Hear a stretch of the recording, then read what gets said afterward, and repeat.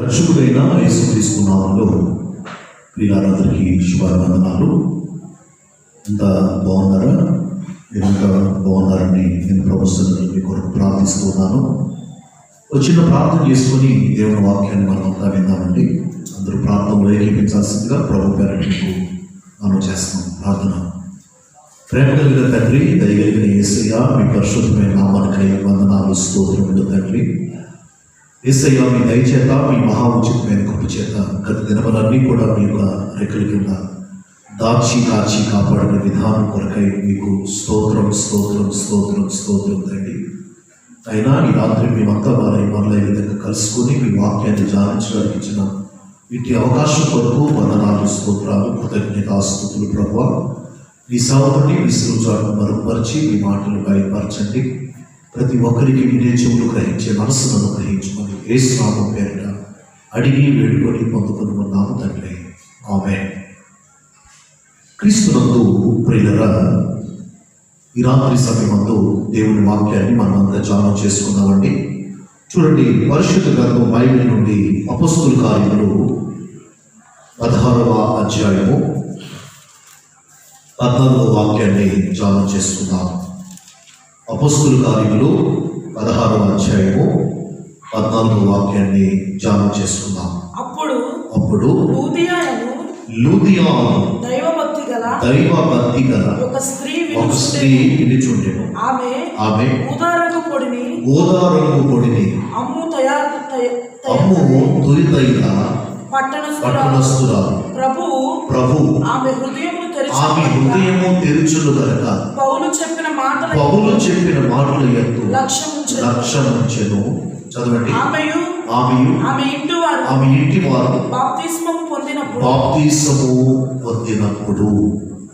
క్రీస్తునందు ప్రియులరా, ఈ రాత్రి దేవుని వాక్యాన్ని మనమంతా ధ్యానిస్తున్నైతే చూడండి, ఇక్కడ ఈ అపొస్తలుల కార్యంలో 16వ అధ్యాయము 14వ వాక్యాన్ని ధ్యానం చేస్తున్నైతే ఇక్కడ దైవజనుడు పౌలు మనకు కనిపిస్తున్నాడు. మనకు తెలుసు, మరి సౌలు జీవితాన్ని దేవుడు దర్శించగా అతను పౌలుగా మార్చబడటం జరిగింది. ఈ పౌలు చేసిన పరిచర్య చాలా ఉన్నతమైన పరిచర్యగా మనం బైబిల్లో చూడగలమండి. అనేకమైన సంఘాలు స్థాపించినట్లుగా, అనేకులకి సువార్తని ప్రకటించినట్లుగా, ప్రభు కొరకు ఒక హతసాక్షిగా మార్చబడిన వ్యక్తులలో పౌలు కూడా ఒకటిగా మనకు కనిపిస్తున్నాడు. దైవజనుడు పౌలు చేసిన పరిచర్య చాలా ఉన్నతమైన పరిచర్య. అంతేకాదు, అతను ఎక్కడ ఉంటే ఎక్కడ సువార్తను ప్రకటిస్తే ఎక్కడ ప్రార్థిస్తే అక్కడ మరి అనేకులు మార్చబడినట్లుగా, అనేక మంది జీవితాలు కట్టబడినట్లుగా, అనేక మంది జీవితాల్లో నూతనమైన కార్యాలు జరిగినట్లుగా మనం బైబిల్లో చూడగలమండి. చూడండి, అపొస్తలుల కార్యములు 16వ అధ్యాయము 14వ వాక్యాన్ని మనం ధ్యానిస్తామైతే ఇక్కడ దైవజనుడు పౌలు వాక్యాన్ని అనేకులకి బోధించి ప్రకటిస్తున్నాడు. చాలా మంది ప్రజలు దేవుని వాక్యాన్ని వింటున్నారు. కానీ అక్కడ ఒక స్త్రీ మనకు కనిపిస్తుంది. ఎవరి స్త్రీ అంటే లూదియా. ఈ లూదియా ఏం చేసే వ్యక్తిగా ఉందండి? ఊదారము పొడినము తులితైన పట్టణస్థురాలంట. ఒక చిన్న వ్యాపారం చేసుకుంటుంది. దేవుడి సేవకుడు అన్ని చోట్లకి వెళ్ళి వాక్యాన్ని ప్రకటిస్తున్న ఆ రోజుల్లో ఈమె కూడా వ్యాపారం నిమిత్తం చాలా ప్రాంతాలు తిరుగుతూ వ్యాపారం చేసుకుంటుంది.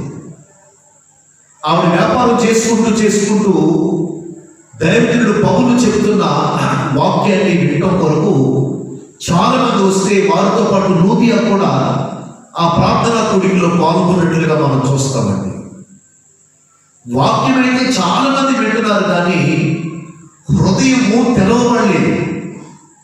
నిజమే, ఈ రోజుల్లో సంఘములో కానీ, సహవాసంలో కానీ, టీవీ పరిచర్య ద్వారా కానీ, సువార్త పరిచర్య ద్వారా కానీ అనేక మంది దైవజనులు భారం కలిగి, బాధ్యత కలిగి ప్రభు సువార్తను ప్రకటిస్తూనే ఉన్నారు. ప్రజలు కూడా వాక్యాన్ని వింటూనే ఉన్నారు. మరి ఎందుకు దేవుడి వాక్యం ప్రకటించబడుతున్నా, దేవుడి వాక్యం వింటున్నా ప్రజల్లో ఒక స్పందన అనేది ఎందుకు కలగట్లేదు అని చూస్తే హృదయము తెరవబడకోకుండా నువ్వు ఎన్ని వర్తమానాలు విన్నా ఉపయోగం ఏమీ లేదండి. మీ హృదయము తెరవబడాలి. నీ హృదయము ఎప్పుడైతే తెరవబడతాదో, నీ హృదయం ఎప్పుడైతే తెరవబడిన అనుభవంలోకి నువ్వు వస్తావో, అప్పుడు దైవజనుడి ద్వారా ప్రకటించబడుతున్న దేవుని వాక్యము నీ హృదయంలో ఫలించును కాక. ఆమేన్.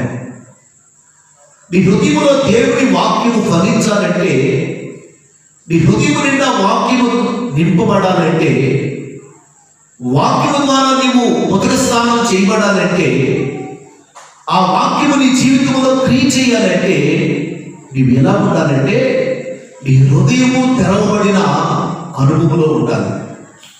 ఇక్కడ లూదియా హృదయాన్ని దేవుడు తెరిచాడు కనుక పౌలు చెప్పిన మాటల యందు ఆమె లక్ష్యం వచ్చిందండి. చూడండి, కొన్ని చోట్ల ఎంతో సేవకుడు భారం కలిగి సువార్తను ప్రకటిస్తూ ఉంటూ ఉంటారు. వాక్యాన్ని ప్రకటిస్తున్న సమయంలో వాక్యాన్ని వినేవాళ్ళు కొందరు, వినుకోకుండా నిర్లక్ష్యంగా ఉండేవాళ్ళు కొందరు, వాక్యం చెబుతున్నప్పుడు కూడా పాటల పుస్తకాలు చూసుకునేవాడు కొందరు, వాక్యం చెబుతున్నప్పుడు కూడా సెల్ ఫోన్ చూసుకునేవాళ్ళు కొందరు. అంటే హృదయము తెరవబడలేదు. చూసారండి, వచ్చింది దేవుడి సంధికే, వచ్చింది మీటింగ్కే, చెప్పేది వాక్యమే, వినేది కూడా వాక్యమే. మరి ఎందుకు తిరిగి జరగట్లేదు? అక్కడ జరగాల్సిన కార్యం కూడా జరగట్లేదు. హృదయం తెరవబడకుండా ఉన్నప్పుడు చెప్పిన మాటల యందు నువ్వు లక్ష్యం ఎలా ఉంచగలవు? ఆ వాక్యం నీలో క్రియ ఎలా చేస్తుంది? ఇక్కడ చూడండి, లూదియా ఒక్కటే వాక్యం వింది. ప్రభు ఆమె హృదయాన్ని తెరిచాడు కనుక పౌలు చెప్పిన మాటల యందు లక్ష్యం ఉంచి తన ఇంటికి వెళ్ళి ఆ తల్లి ఏ వాక్యమైతే ఏందో ఆ వాక్యాన్ని వాళ్ళకి చెబితే వాళ్ళందరూ కూడా యేసుక్రీస్తుని రక్షకుడిగా అంగీకరించి పాప క్షమాపణ నిమిత్తమైన బాప్తిసం తీసుకున్నారు. దేవునికి మహిమ కలుగును గాక. చూసారా, నువ్వు ఒక్కడు దేవుడిని నమ్ముకుంటే, నీ జీవితాన్ని మార్చుకుంటే, నీ హృదయం తెరవబడిన అనుభవంలోకి వస్తే నీ బట్టి నీ కుటుంబాన్ని దేవుడు రక్షించడానికి ఇష్టపడుతున్నాడు. లేక నువ్వు ఒక్కదాన్ని ప్రభువు చెప్పిన మాటలేదు లక్ష్యం ఉంచితే, దేవుడి మాటకు నువ్వు లోబడి విధేయత చూపిస్తే, నీ జీవితంలో నీ బట్టి నీ కుటుంబం అందరినీ కూడా, నీ భర్త, నీ బిడ్డలందరినీ కూడా యేసయ్య రక్షించడానికి ఇష్టపడుతున్నాడు. నీ గుర్తుందా? ధనవంతుడి జకరియా ఒక్కడే. ఎరుకో పట్టణంలో ఉన్న వాళ్ళందరూ యేసయ్య వచ్చిన వెంటనే అక్కడికి ప్రజలు గుంపులుగా వస్తున్నారు. కానీ జకరియా మాత్రం రావట్లేదు. మహాధనాపేక్ష కలిగిన మనస్తత్వం కలిగిన వ్యక్తి అండి. మరి ఏం జరిగింది? ఒకరోజు అతను కూడా ఒక ఆశ కలిగింది. యేసు ఎవరో చూడాలి అని ఆశ కలిగింది. రావడానికి వచ్చాడు, కానీ యేసు ప్రభుని చూడలేని పరిస్థితి మాట. ఎందుకు చూడలేకపోయాడు? అతను పొట్టువాడైనందున జనులు గుంపు కీడు ఉన్న కారణాన్ని బట్టి యేసుని చూడలేకపోయాడు.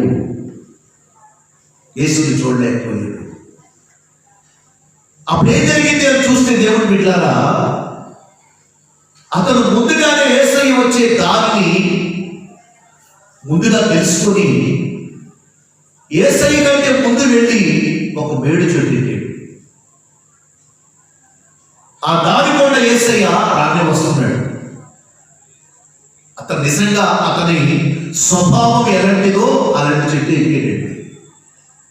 జకరియా పైకి మంచివాడిగా గొప్పవాడిగా కనపడుతున్నాడు అందరికీ.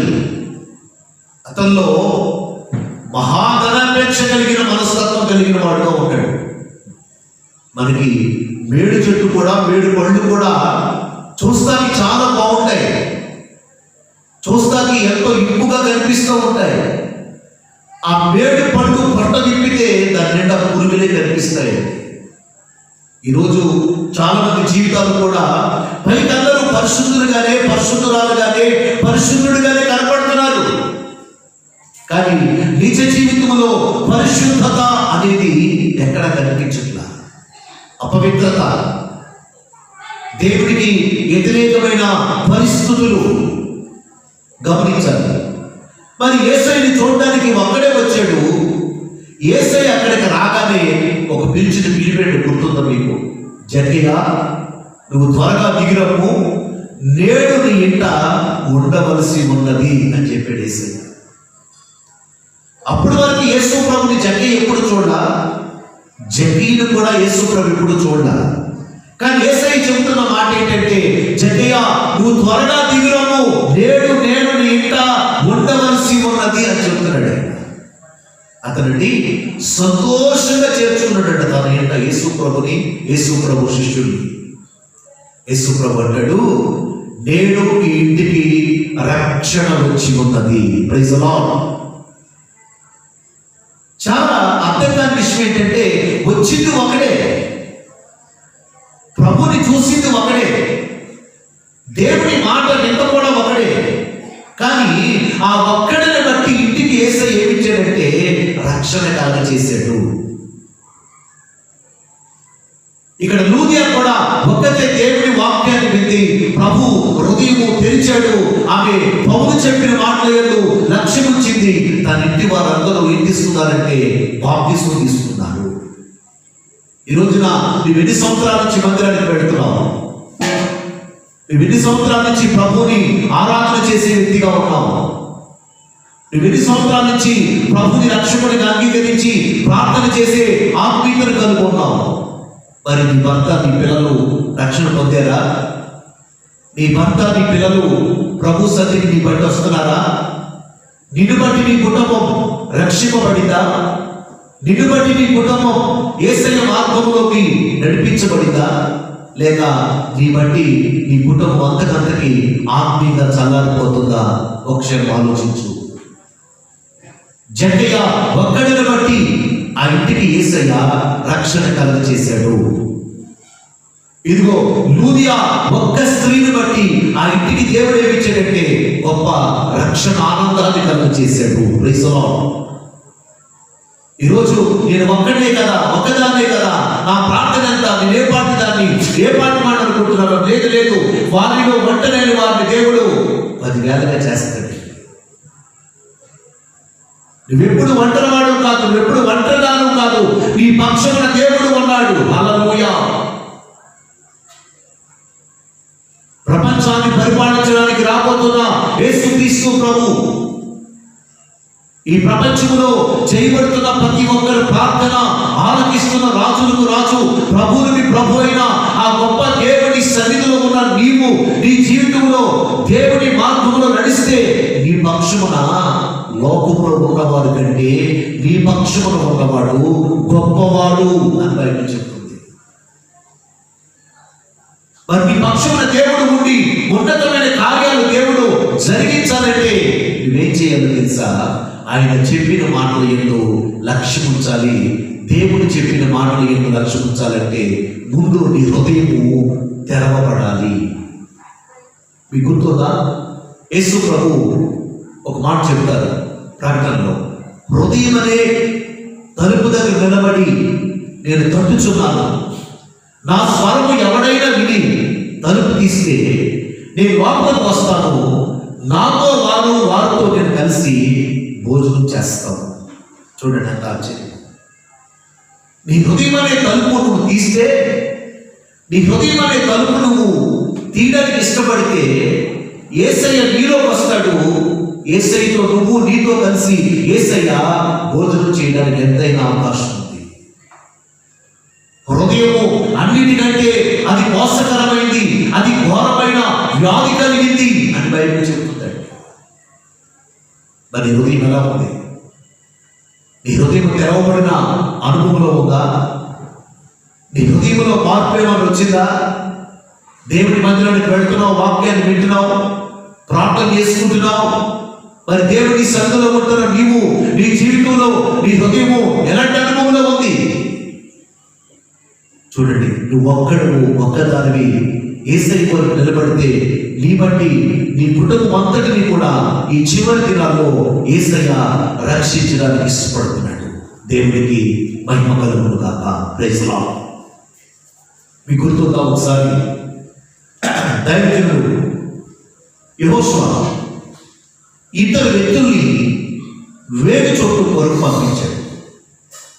ఇద్దరు వ్యక్తుల్ని, ఆ ఇద్దరు వ్యక్తులు వేగు చూడడానికి వచ్చేటప్పటికి ఆ దేశంలో ఉన్న మనుషులందరూ తరుముతున్నారండి. వాళ్ళు చంపేయాలని, వాళ్ళ ప్రాణాన్ని దక్కించుకోవటం కొరకు, వాళ్ళ ప్రాణాన్ని వాళ్ళు కాపాడుకోవటం కొరకు పరిగెత్తి పరిగెత్తి పరిగెత్తి పరిగెత్తి వాళ్ళని తెలియకోకుండా వాళ్ళు ఒక వేశ్య ఇంట్లోకి వెళ్ళిపోయారు. ఆమె పేరు రాహాబు. వీళ్ళకి తెలియదు అది ఒక వేశ్య వీళ్ళని తెలియదు. వీళ్ళకి శత్రువులు తరుగుతున్నారు, తరిమే వాళ్ళు ఎక్కువ మంది ఉన్నారు, తరవబడుతున్న వాళ్ళు ఇద్దరే ఉన్నారు.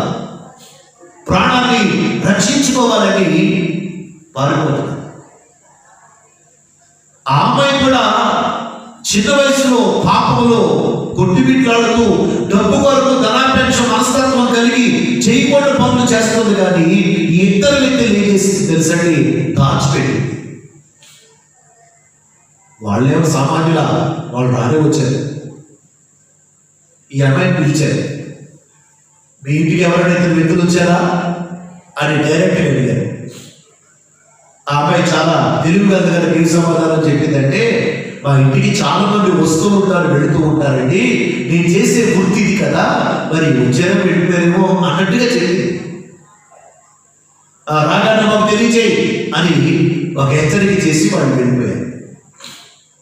అక్కడ రాహాబు చేసిన సహాయము ఏదో చిన్నగా కనిపించవచ్చు కానండి, కానీ చాలా పెద్ద సహాయం చేసింది వాళ్ళిద్దరికి. ఎలా తెలుసా? వాళ్ళు కానీ ఆ ఇల్లంతా కూడా సర్వే చేసి ఆ ఇద్దరిని పట్టుకుంటే ఆ ఇద్దరితో పాటు ఆ ఇద్దరికి ఆశ్రయం ఇచ్చినందుకు ఈ మూడో వ్యక్తి రాహాబుని వేసి పొరపాటు చంపేసేవాడు. ఆ సంగతి ఈ ఇద్దరికి తెలుసు. ఆ సంగతి వాళ్ళిద్దరిని దాచిన రాహాబును వేసి కూడా తెలిసింది. అంటే వాళ్ళ ప్రాణానికి ఈవిడి ప్రాణం అడ్డం పెట్టింది. వాళ్ళంతా వెళ్ళిపోయిన తర్వాత వీళ్ళిద్దరూ బయటకు వచ్చారు. వీళ్ళిద్దరు ఏమన్నారంటే, అమ్మా, మా ప్రాణానికి నీ ప్రాణం అడ్డం పెట్టి మమ్మల్ని కాపాడావు కనుక యెహోవా నామం పేరు నేను అడుగుతున్నాం, ఏం కావాలో కోరుకో అని అడిగారు.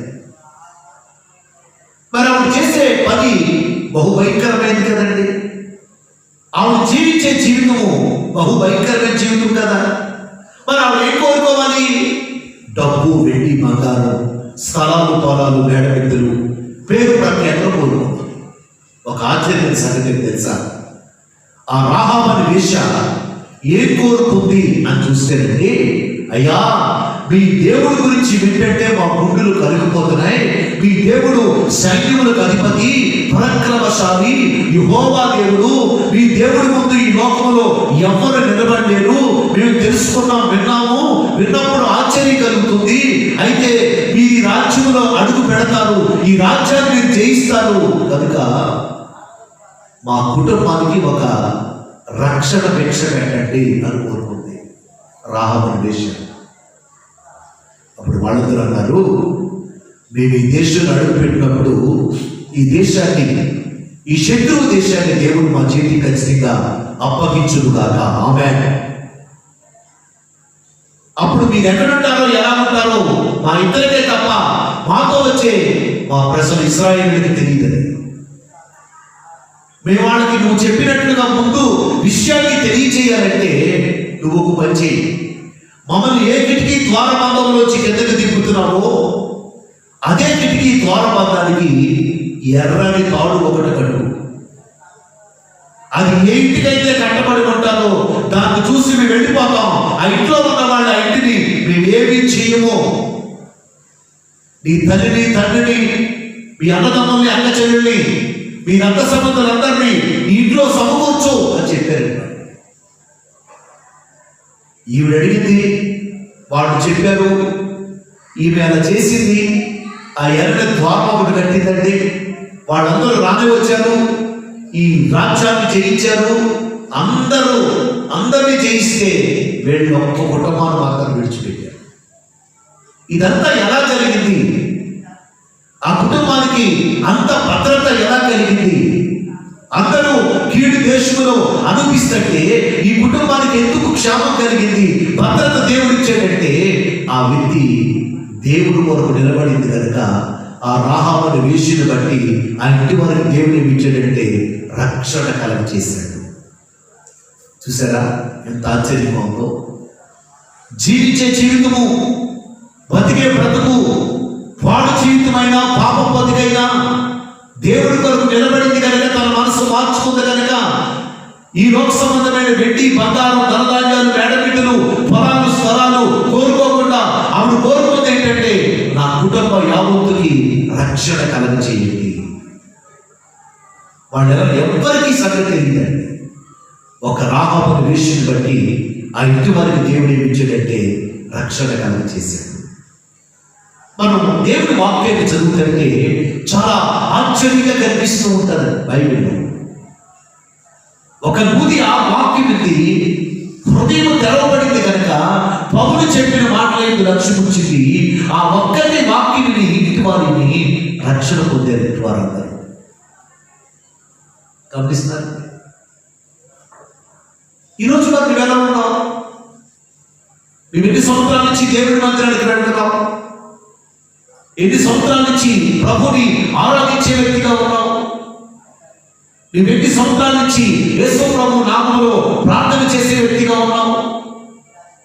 మీ రక్త సంబంధులు మారుతున్నారా? మీ బంధువులు మారుతున్నారా?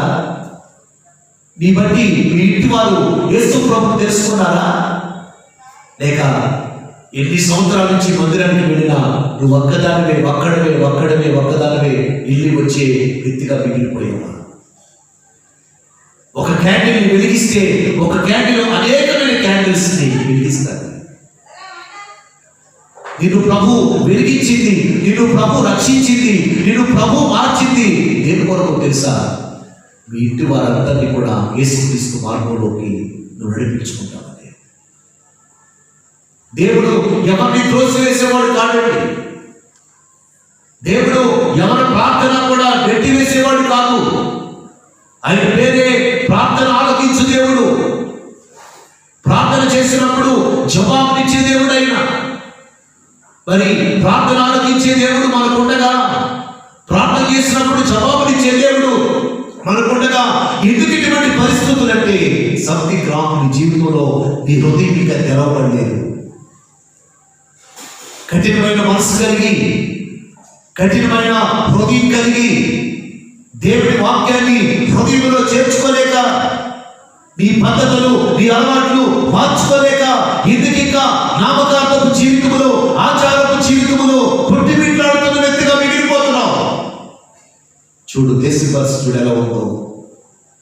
కళలో కూడా ఎవరు ఊహించని రీతిగా దేశాలే అతలాపతలం అయిపోతూ ప్రతిరోజు దేశం గురించి చెప్పుకుంటూనే ఉన్నాం, దేశం గురించి ప్రార్థన చేస్తూనే ఉన్నాం.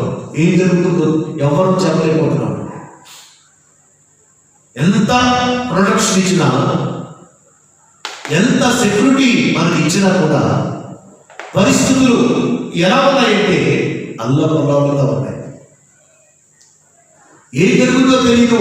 ఇది ఈ కరోనా వైరస్ ఎంతవరకు తీసుకెళ్తారో, ఎంతవరకు కుటుంబాన్ని పాడు చేస్తారో, ఎవరు ఉంటారో ఎవరు ఉండరో కూడా తెలియదు. అయినా కూడా మనుషులు భయం లేదండి. తినడం, త్రాగడం, వాక్సంగా ఉండడం అటువంటి పరిస్థితుల్లో కొనసాగిపోవడమే తప్ప దేవుడి భయం లేదు. దేవుడి భయం అనేది లేకుండా ఇష్టానుసారంగా మనుషులు ప్రయాణం చేస్తారు. మానవుడా, నీ ప్రయాణం ఎంతవరకు, ఎంతగా నీ జీవితాన్ని కొనసాగిస్తావు? అంతలో కనబడి అంతలో మాయమైపోయే నీటి మీద ఆవిలాంటిది నీ ప్రాణం అని బైబిల్ చెబుతుంది. మరి నువ్వు ఎలా ఉన్నావు? నువ్వు ఎలాంటి అనుభవంలో కొనసాగుతున్న వ్యక్తిగా ఉన్నావు? ఒక క్షణం ఆలోచించు. నేను మీకు ముగ్గురు విషయం జ్ఞాపకం చేశాను. ఒకటి లూదియా. ఈ లూదియా లాగా నువ్వు ఎందుకు ఉండకూడదు? ఈ లూదియా లాగా ప్రభువా నా హృదయాన్ని తెలివయ్యా, నా హృదయాన్ని నువ్వు తెలిస్తే దైవజనుడి ద్వారా నేను చెబుతున్న మాటలు నా హృదయంలో దాచుకోవడానికి, లక్ష్యం ఉంచడానికి అవకాశం ఉందని నువ్వు ఎందుకు ప్రార్థన చేసుకోకూడదు? అలా నువ్వు ప్రార్థన చేసినప్పుడు లూదియా కుటుంబాన్ని రక్షించిన దేవుడు నీ కుటుంబాన్ని ఎందుకు రక్షించడు? అలాగే జక్కయ్య ధనవంతుడే, ధనాపేక్ష కలిగిన వాడే, కానీ దేవుని ఎందుకు చూస్తాకు వచ్చాడు. ఒక్కడే వచ్చిన ఆ ఒక్కడిని బట్టి ఇంటి వారికి దేవుడు ఏమిచ్చాడంటే రక్షణ, ఆనందాన్ని కలగ చేశాడు. అలాగే మూడవ వ్యక్తి రాహాబు అనే వేశ్య. ఈ ముగ్గురు విషయాలు మనం ధ్యానం చేస్తూ వచ్చాము. ఈ ముగ్గురు గురించి బైబిల్లో మనం చెప్పుకుంటూ ఉన్నాం. నాలుగో వ్యక్తిగా నువ్వు ఎందుకు ఉండకూడదు? నేను కూడా ఒక సాక్షిగా ఉండాలి, నా బట్టి నా కుటుంబము రక్షింపబడాలి, నా బట్టి నా ఇంటి వారు రక్షణ పొందాలి, నా బట్టి మా రక్త సంబంధులు మార్చబడాలి అని ఎందుకు నీలో ఆత్మీయత అనేది పుట్టకూడదు? నేను మీకు ఈ సమయంలో నాలుగో వ్యక్తిని కూడా జ్ఞాపకం చేసి ముగించాలని ఆశపడుతున్నాను. ఎవరు ఆ నాలుగో వ్యక్తి అంటే ఎస్తేర్. ఎస్తేర్ అనే పేరుకి అర్థం ఏంటంటే నక్షత్రం, స్టార్. చిన్న వయసులో తల్లిని తండ్రిని కోల్పోయినా వాడు చిన్న మొద్దుకై చాలా క్రమశిక్షణగా పెంచాడు. ఈ లోక సంబంధమైన అలంకారం లేకపోయినా తనకి దేవుడు ఎంత గొప్ప స్థానాన్ని ఇచ్చాడంటే ఒక రాజుకి భారీగా రాణి ఎస్తేరుగా మార్చబడిపోయింది. ఇక మనకు తెలుసు కదా, అదేంటంటే మొద్దుకై రాజు వస్తుంటే సాష్టాంగపడి నమస్కారం చేయలేదని రాజుకు కోపం వచ్చి మరికొంతమంది చెప్పిన అన్యాయపు మాటలు విని ఒక శాస్త్రాన్ని తయారు చేశాడు రాజు. యూదులందరినీ ఊరు తీసి చనిపోయింది అని చెప్పాడు. ఆ సమయంలో ఒక ఎస్తేరు ఏం చేసింది తెలుసండి? 3 దినాలు ఉపవాసం ఉండి ప్రార్థన చేసిందండి. చాలా మందికి అర్థం కావట్లేదు. ఏంటంటే ఈ కరోనా వైరస్ అనేది ప్రపంచ దేశాల్లోంచి కానీ ముఖ్యంగా మన భారతదేశంలోంచి కానీ దేవుడు దీన్ని తీసేయాలంటే, తొలగించాలంటే, తరిమి కొట్టాలంటే, లేకుండా దేవుడు పూర్తిగా చేయాలంటే మోకరించి ప్రార్థన చేస్తే తప్ప, ఉపవాసం నుండి కన్నీరు విడిచి ప్రార్థన చేస్తే తప్ప ఈ వైరస్ని మనం ఏమి చేయించలేమండి. ప్రార్థన చేస్తేనే దీన్ని దేవుడు తరిమి కొడతాడు. ఉపవాసం నుండి కన్నీరు కాల్చి నువ్వు ఎప్పుడైతే ప్రభువుని అడుగుతావో శాపాన్ని దేవుడు విరగొట్టేస్తాడు. శాపం అనే కాడిని దేవుడు విరగొట్టి స్వేచ్ఛను దేవుడు మనకి ఇచ్చును కాక. ఆమేన్. ఇది ఎవరి చేతిలో కూడా లేదండి. ఒకవేళ మన దురదృష్టం కొద్ది, ఒకవేళ దేవుడు ఇంకా కనికరించకపోతే ఈ లాక్డౌన్ పెంచుకుంటూ వెళ్తారు తప్ప ఈ లాక్డౌన్ పెంచేవాళ్ళు చేతిలో కూడా లేదు. వాళ్ళు మనలాంటి మనుషులే, కాకపోతే వాళ్ళు అధికారులు, మనం సామాన్యమైన మనుషులు. మరి ఇది ఎవరి చేతిలో ఉంది? చివరికి ఈ వైరస్ వదిలిపెట్టిన చైనా వాడి చేతిలో కూడా లేదండి.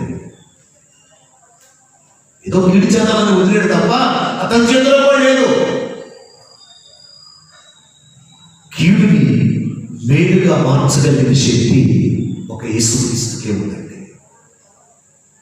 మరి ఏం జరిగింది అని చూస్తే వాళ్ళంతా ప్రార్థన చేశారు కనుక, ఎస్తేరు చిరుకతులు ఉపవాసం నుండి ప్రార్థన చేశారు కనుక ఆ ఉపవాస ప్రార్థన యూదులందరికీ రక్షణ కలుగజేసింది. Praise the lord. ఆ ఉరి శిక్ష ఆగిపోయిందండి. ఉరి శిక్షణ దేవుడు ఆపేశాడు. కీడు తొలగిపోయింది. ఆ కీడు ఎలా తొలగిపోయింది?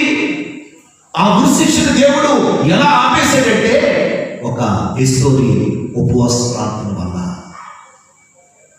ఏమని ప్రార్థన చేసింది తెలుసా? ప్రభువా, మా యూదా జాతి వారందరికీ రక్షణ కలగచేయండి ప్రభువా. మా యువత జాతి వారందరికీ రక్షణ కలగచేయండి. ఒకటే. చాలా మంది చాలాసార్లు ఏమనుకుంటారంటే, నేను ఒక్కడే కదా ఏం చేయగలను, నేను ఒక్కదాన్నే కదా ఏం చేయగలను. నువ్వు ఒక్కదానివే కానీ నువ్వు నమ్ముకున్న దేవుడు నీతో ఉంటే అసలు నీకు విరోధం ఎవరు? ఎందుకంటే దేవుడికి విరుద్ధముగా రూపింపబడిన ఏ ఆయుధము వర్ధిల్లదు అని బైబిల్ చెబుతుందండి. లోకమంతా ఒకరి పక్షాన ఉంటే దేవుడు మన పక్షాన ఉండగా లోకం మనల్ని ఏమీ చేయలేదు. హల్లెలూయా. మరి దేవుడు మన పక్షాన ఉండాలంటే నువ్వు దేవుడి కొరకు నిలబడే వ్యక్తిగా ఉండాలిగా.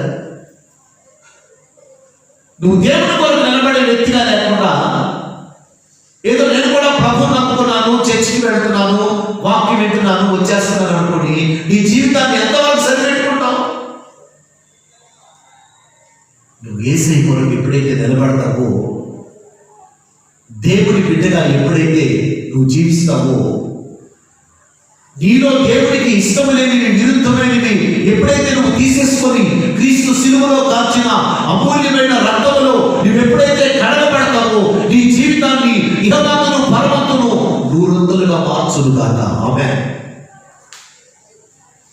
యేసు ప్రభు చెప్పాడు, గుర్తుందా? నువ్వు ఉంటే వెచ్చగా ఉండవు, లేకపోతే చల్లగా ఉండదు, వెచ్చలుగా ఉండదు, నామకార్థంగా ఉండదు, ఆచార భక్తి చేసే వ్యక్తిగా ఉండదు, యేసయ్య బిడ్డగా ఉండు, యేసు కొరకు బతుకు. ఇలాంటి భయంకరమైన దినాల్లో కూడా నువ్వు దేవుడి కొరకు బతికితే నిన్ను దేవుడు ఒక ఉన్నతమైన శిఖరాలకు ఎక్కించడమే కాదు, నిన్ను బట్టి నీ కుటుంబాన్ని, నిన్ను బట్టి నీ ప్రాంతాన్ని యేసయ్య కాపాడును గాక. Praise the Lord. నేను చివరిగా ఇంకొక వ్యక్తిని చూపించి ముగించాలని ఆశపడుతున్నాను. నేను మీ చదివించిన భాగంలో మొట్టమొదటి వ్యక్తి లూదియా, రెండో వ్యక్తి జక్కయ్య, మూడో వ్యక్తి రాహబను వేశ్య, నాలుగో వ్యక్తి ఎస్తేరు, ఐదో వ్యక్తి ఎవరంటే నోవహు. ఆదాము నుంచి లెక్కలు కట్టుకుంటూ వస్తే నోవహు వరకు 2000 సంవత్సరాలు. నోవహుతో దేవుడు అన్నాడు, నోవహు, ఈ భూమి మీద ఉన్న మనుషులందరూ వాళ్ళ మార్గాలు చెరిపేసుకొని వాళ్ళ మనసుకి నచ్చినట్లుగా బతుకుతున్నారయ్యా. నేను జలప్రళయం రప్పించి మొత్తం అందరినీ కూడా హతము చేయబోతున్నాను. నువ్వేం చేస్తావంటే ఒక రక్షణ వాడ కట్టుకో, నువ్వు పలానా కర్రతో కట్టాలి, దాని ఎత్తు ఇంత, పొడవింత, వెడల్పు ఇంత, అది 3 అంతస్తులుగా కట్టాలి అని చెప్పాడు. దేవుడు చెప్పిన మాట అందరికీ చెప్పేటంటే ఎవ్వరు వినలేదు, హేళన చేశారు. వీళ్ళు మాత్రం వాడు కట్టేశారు. అక్కడ మనకు కనిపించే ఒక ఆశ్చర్యమైన విషయం ఏంటంటే, నోవహు ఒక్కడివే నీవు నా ఎదుట, చదవండి ఆ మాట, ఆదికాండము 7వ అధ్యాయం 1వ వాక్యం చదవండి. యెహోవా, ఆదికాండం 7:1 యెహోవా, ఈ తరము వారిలో నీవే నా ఎదుట నీతిమంతుడిగా ఉండుట చూచితిని కనుక నీవును నీ ఇంటి వారును వాడలో ప్రవేశించుడి. Praise the lord. ఏంటంటే, యెహోవా, ఈ తరములో నీవే నా ఎదుట నీతిమంతుడిగా కనిపిస్తున్నావు కనుక నీవును నీ ఇంటి వారు వాడలో ప్రవేశించండి.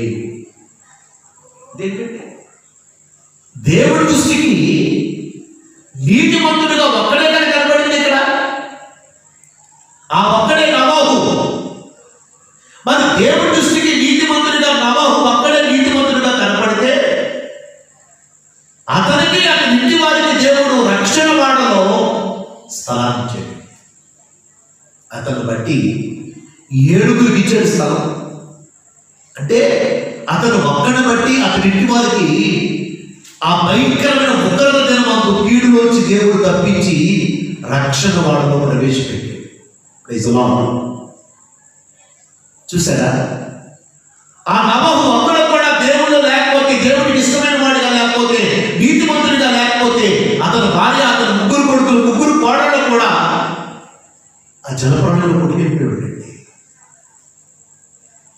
దేశమంతా భయంకరంగా ఉండొచ్చు, దేశంలో వాతావరణం కూడా భయంకరంగా ఉండొచ్చు, భయంకరమైన పరిస్థితులు వినపడచ్చు, భయంకరమైన విషయాలు మన కళ్ళ ముందు మనకు కనిపించవచ్చు.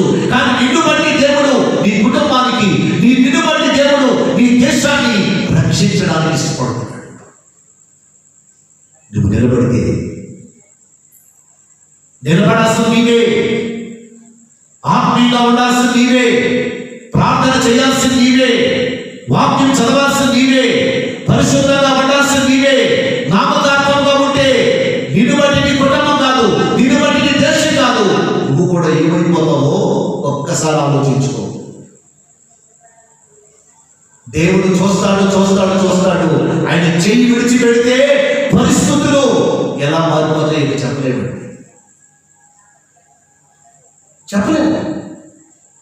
అలాంటి పరిస్థితి నీకైనా నాకైనా రాకముందే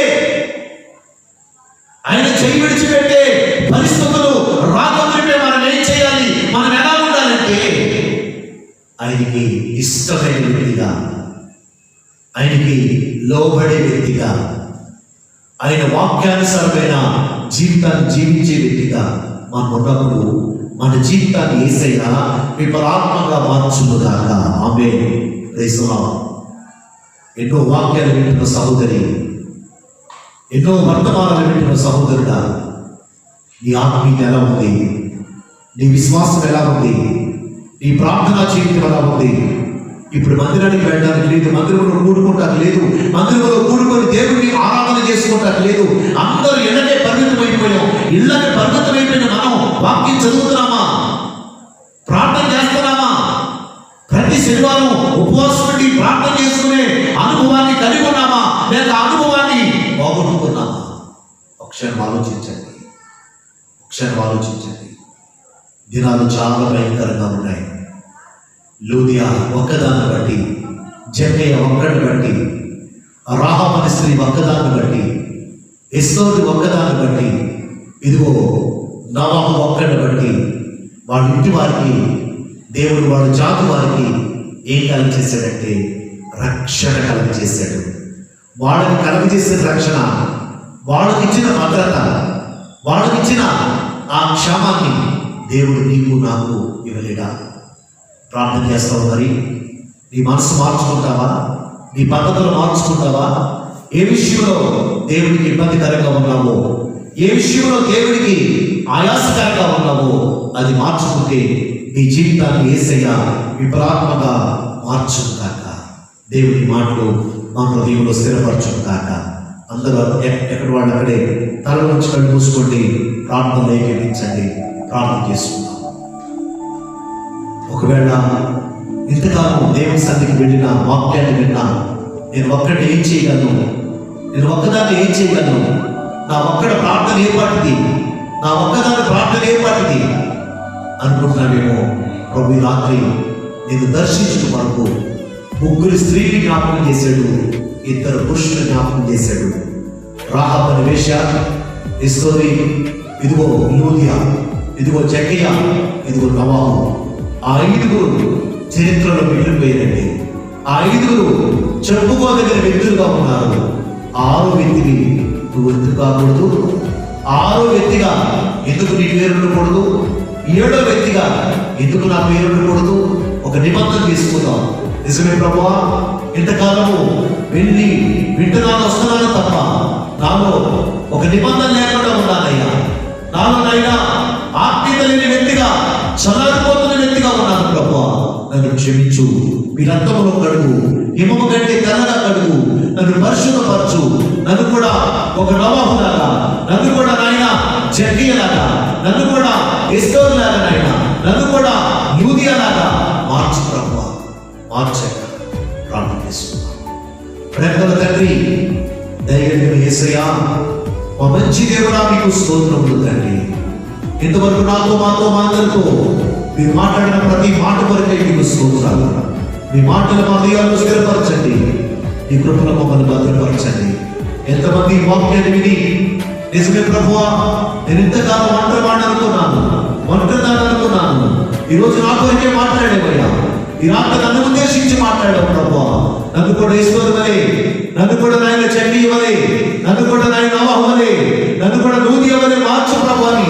ఎందరు అడుగుతున్నారో, ఎందరు ప్రార్థిస్తున్నారో వాళ్ళ ప్రార్థనకి జవాబు వచ్చును కాక. వారిని బట్టి వాళ్ళ కుటుంబం రక్షింపబడను కాక. వారిని బట్టి వాళ్ళ దేశం రక్షింపబడను కాక. వారిని బట్టి వాళ్ళ జాతి వారు రక్షింపబడను కాక. అయ్యా మీ పాదాలను పట్టుకొచ్చున్నాం. అద్భుతం చేయండి. ప్రతి బిడ్డని రక్షించండి. ప్రతి కుటుంబాన్ని రక్షించండి. మా దేశాన్ని రక్షించండి. మా దేశాన్ని స్వస్థపరచండి. మమ్మల్ని స్వస్థపరచండి. రోజు రోజుకి నాయన మా భారతదేశంలో, అక్కడ తెలంగాణ రాష్ట్రంలో, మహారాష్ట్రంలో కూడా కరోనా కేసులు కనపడకుండా ఎక్కువైపోతున్నాయి ప్రభా. ఈ కీడు ఆపండి నాయన, ఈ కీడు ఆపండి.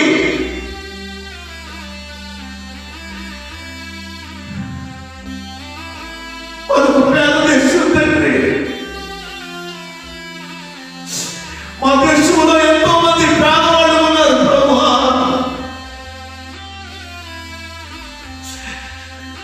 మా దేశాన్ని వచ్చి ఈ కీడు తరిమిపోండి.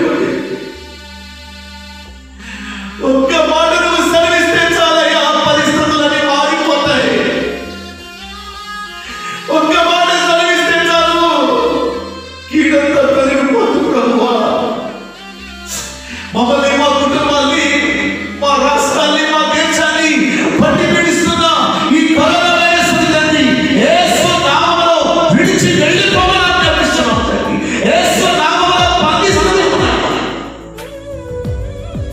కొత్త కేసులు నమోదు కాకుండా కాపాడండి. హాస్పిటల్లో పేషెంట్స్ తో ఉన్న వారిని ముట్టి స్వస్థపరిచి బాగు చేయండి. పరిస్థితులన్నీ మెరుగుపరిచి మీ వాక్యం వెలుగులో నడిపించమని, మీ వాక్యం వింటున్న ప్రతి బిడ్డని బలపరిచి దీవించమని, బలహీనగా ఉన్న వారిని స్వస్థపరిచి బాగు చేయమని యేసు నామం పేరట నిశ్చయముగా నీకు వేడుకొని పొందుకొని ఉన్నాము తండ్రి. ఆమేన్. మన దగ్గర దేవుడి ప్రేమాన్ని మన తీసుకుంటాం. పరిశుద్ధ ఆత్మాన్ని సన్నిధి సహవాసం కూడిన బిడ్డలకు మన భారతదేశానికి దేవుడి కృప సదా తోడై నడిపించుగాక. ఆమేన్, ఆమేన్, ఆమేన్. Praise lord. మీరంతా వాక్యం విన్నారని నమ్ముతున్నారు. ప్రార్థన చేసుకోండి, వాక్యం వినండి. ఈ వాక్యం మీకు తెలుసుకున్న వాడికి, మీ బంధువులు కూడా మరి ఫార్వర్డ్ చేయండి, వాళ్ళని సబ్స్క్రైబ్ చేయమని చెప్పండి.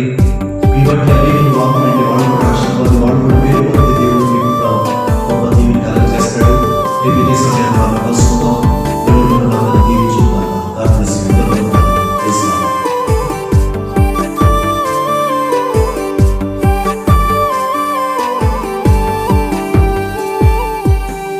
బంగారం సాంబ్రాణియు పొలమును కనుకగా ఆశించుటలేదు యేసయ్య.